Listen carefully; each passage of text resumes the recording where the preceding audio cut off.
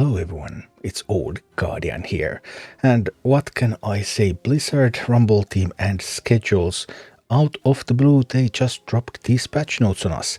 Patch notes for Season 13, balance changes and bug fixes. Note that these changes are not live in the game yet. These changes are going to come with the next feature patch, for which we still don't have a date, but Season 13 is going to start on Wednesday next week, so that might give us some indication.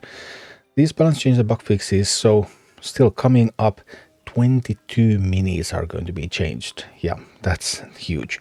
And these patch notes don't include anything about new features. These are only the balance change and bug fix notes, not feature notes. So those are still going to come sometime in the future. And let's dig in. Let's see what Blizzard is cooking. So starting with Sneed, the land grab talent now increases Sneed's level by 2, up from 1. So land grab looks to be a lot more powerful, but we'll see whether Sneed overall is that powerful in types of content. Anyway, then Ragnar's Blast Wave now deals an additional 75 damage and inflicts burn on its targets. It actually already inflicts burn on its targets, now it's also going to deal 75 damage. And also fixed an issue where Blast Wave did not deal damage or apply burn to structures.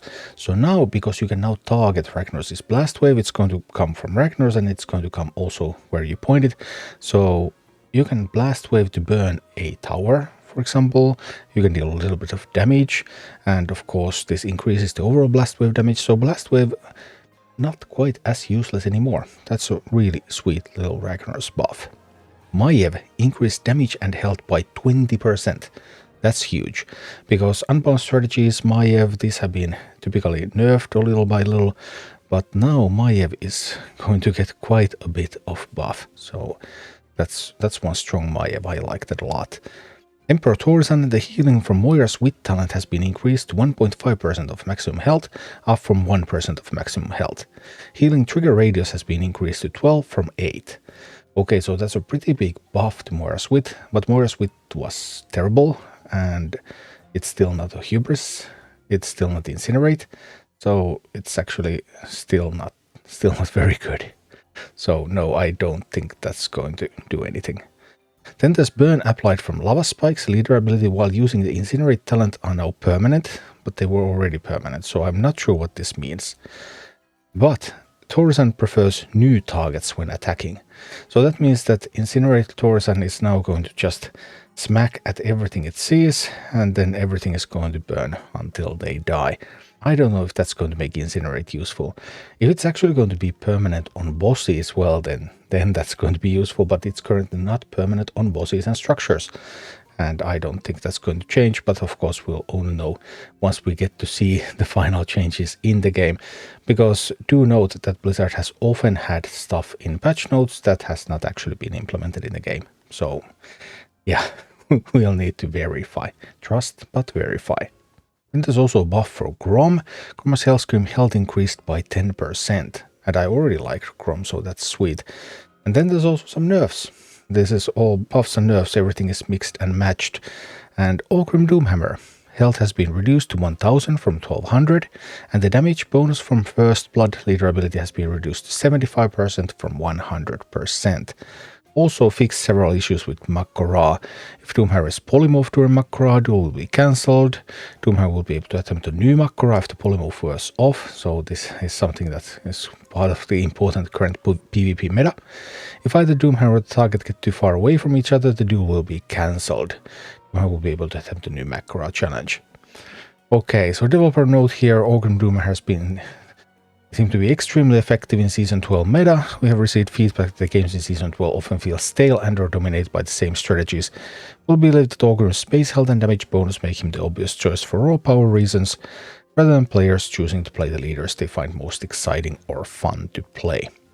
Okay. And there's just more and more of these scenarios.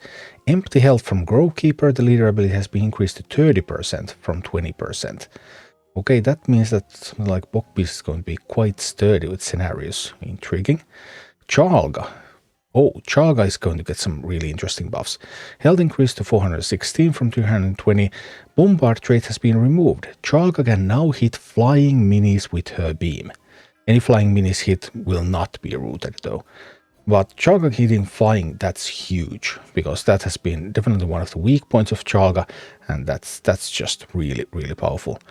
Also, damage reduction has been removed from the Nature's Grasp talent, so that talent hasn't seen a lot of play, but it roots multiple targets, and now it also deals full damage.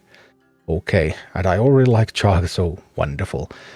Brent Blackhand health increased to 1380 from 1200, and Hogger Hamhock talent grants 15% max health each time he is played, up from 10%. There is a cap of 3, and unless they have changed that, then that's still in place.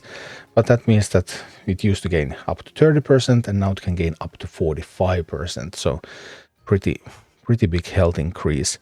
Fatal Frenzy talent no longer has a range requirement. On death, Bloodlust and grant +1 level to all beasts, up to 3 additional levels. Okay. Cairn is also getting a flat buff, damage increase by 10%, and Jaina is getting a buff for the Flurry talent, but everyone uses clear casting for those cheaper spells. But Flurry now always deals 50 damage in addition to applying Frost within the AoE. This excludes the main target against the AoE trait. Excludes the main target so as not to increase her single target damage. But Flurry Jaina now frosts and deals AoE damage. And that can actually be pretty big. It's still hard to see, I mean, clear casting is so good that 1 gold saving, but especially in PvE, I think there might be some uses for Flurry now. And then on to troops. Plague Farmer fixed the Splashing Pumpkins talent to have the same cooldown as the non-Splashing Pumpkins version and now correctly doubles the splash radius. The same cooldown as the non-Splashing Pumpkins version, if that means that the attack speed is now the same, so the DPS has been increased, and the splash radius is doubled, then that means that Splashing Pumpkins becomes the absolute #1 choice, I suppose. Virulence has had some uses, especially because Splashing Pumpkins has reduced the DPS of Plague Farmer, although Splashing Pumpkins, the Plague Farmer outranges towers, which it doesn't do with Virulence. And if Splashing Pumpkins has now been improved like this, then that's going to be super, super strong. Plague Farmer also got a health buff recently. The Plague Farmer is an incredible mini right now.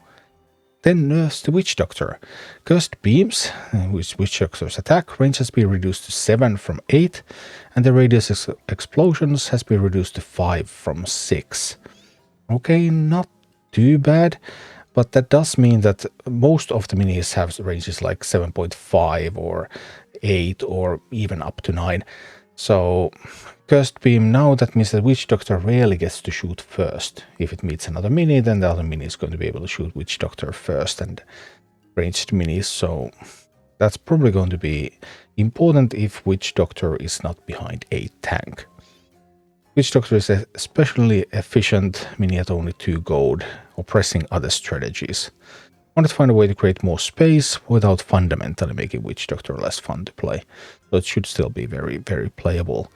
And then a Deep Breath nerf. Initial damage has been reduced to 160 from 400, because Deep Breath used to just flatten stuff. But now it deals 160 initially, and then it applies Burn. And Burn deals 204 damage over 8 seconds. So Deep Breath will still deal 400 damage, but not immediately. Which means that if you have minis, like minis with healing, then suddenly these minis are now going to start surviving Deep Breath. Because previously they were instantly killed, so they couldn't heal up. Shamans were instantly killed. Priestesses were instantly killed. Now it cannot kill a shaman, it cannot kill a priestess, and they will just heal up, and they will make up for that burn damage, and they will survive a Deep Breath. So this is a huge deal. Raptors are getting a major buff. Damage increased to 120 from 90. Raptors with the motivation talent now gain Bloodlust for 10 seconds when coming within range of a chest or a gold vein, so won't gain Bloodlust while near it. So motivation talent is now looking a lot better, and that damage increase is quite huge. I'm thinking heroic Gore Claw here, with all of those raptors coming at you, and now they're going to deal 1/3 more damage. Oh boy, that's so much damage. Raptors are actually pretty interesting. Can you overwhelm some stuff with all that damage now? We'll have to see. Core Hound's damage increased to 220 from 170. Pretty major damage increase. Health increased to 1600 from 1420. And the Fire Revival talent will now damage and burn nearby enemies upon revival. Okay, so even more damage. Ouch.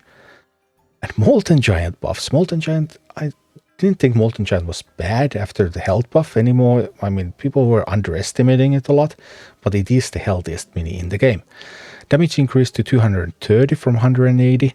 Bolster talent will now heal and grant 1 gold when destroying a tower. Fixed an issue where Bolster would fail to heal the Molten Giant. So Bolster might actually be usable. But I mean, Taunt is just so good, so I don't know. How often are you really destroying towers?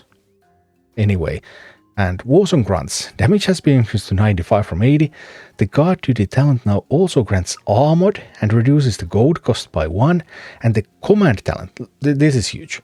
Command talent will now boost beast damage map-wide rather than within a small range. Because it was difficult to get your Warzone Grunts to go together with your beasts. But now your beasts are rolling, they're about to meet the enemy. You drop the grunt somewhere else, and boom, your beasts start dealing more damage. There are also some heroics where the boss has Warzone Grunts with the command talent, by the way. So those Warzone Grunts with command talent, all the beasts in those heroics are going to be very, very scary now. So, oh boy, some grunts with beasts. I really look forward to that. And then a nerf again. Griffin Rider, the airdrop talent now has a maximum of 10 levels that it can add to a mini. Developer note, talents and sneed are capped at increasing levels by 10. We're striving for consistency. This level cap was missed in the original implementation, and this change fixes that omission. We'll continue to monitor how this impacts players' ability to use strategies that involve leveling up minis to this cap. So, Ragnaros. Ragnaros is the main recipient of airdrop potions, and now you can only get 10 levels. If we think about Baron-Geddon encounter in Molten Core, where Ragnaros is the best leader to use against Baron-Geddon, even after the healing nerf. Healing nerf, okay, that hurt, and that hurt quite a bit. It's much harder now, but it's still the best. And even if your partner doesn't have airdrop, you're able to get around 15 levels with airdrop if the game goes to overtime and then you kill Baron-Geddon. Then your rag is going to get around 15 levels. And now it's only going to get 10 levels. So the starting level of your Ragnaros is going to be much more important. And also healing. Because it's kind of hard to heal it, so we'll see. If you're going to do this with somebody else in a planned team, then only one is going to bring airdrop now, and both players are going to bring healing for Ragnaros. Because early on it takes a bit of damage and you try to heal that up, and then it's going to be fine. But yeah, another nerf. Another nerf to an easy strategy against Baron-Geddon. Every time there's an easy strategy against Baron-Geddon, and Blizzard goes ahead and nerfs it. That's life. And then the Swole Troll. The Trollnado talent will no longer target enemies considered to be underground. This includes minis that are under a bridge. I don't think that's important because that doesn't make Trollnado better, and Trollnado wasn't good anyway, so that doesn't matter. And finally, a PvP specific change. Frostwolf Shaman. The Earthwall Totem talent will no longer affect player barracks in PvP, but will affect allied towers. Developer note, Earthwall Totem has become a defining part of the PvP game. Using cycling decks combined with chance that made matches shorter, players can maintain full barrack health even against relatively large onslaughts. This type of meta creates an environment of longer matches, more overtime kills, and significantly more draws than players expect. We've been watching this talent for a while and have decided while it is just fun to heal your base, sometimes it's not conducive to a fun and competitive PvP environment, so this is going to reshape PvP as we know it completely. Because the healing strategy is now off the table completely. So, alright, once again, lots of balance changes clearly motivated by PvP, and there will be some interesting effects going for PvE side. That's the story of balance changes for Warcraft Rumble. It's been the whole time. They always balance change based on PvP primarily, and then PvE we'll see how. Just roll with it. And yeah, well, this won't affect PvE, but PvP changes there, they are ground shaking.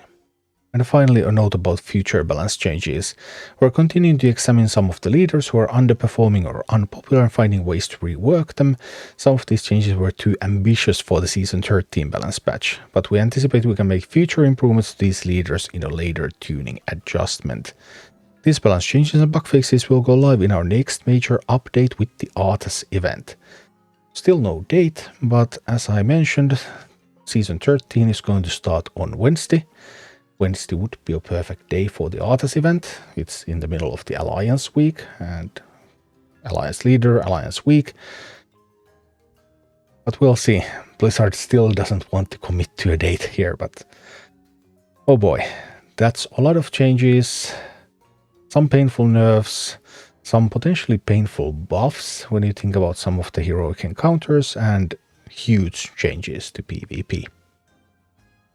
Thank you for watching. Click like and subscribe if you enjoyed this, and a special thanks to all of my Patreon supporters, YouTube members and Twitch subscribers who make all of these videos possible.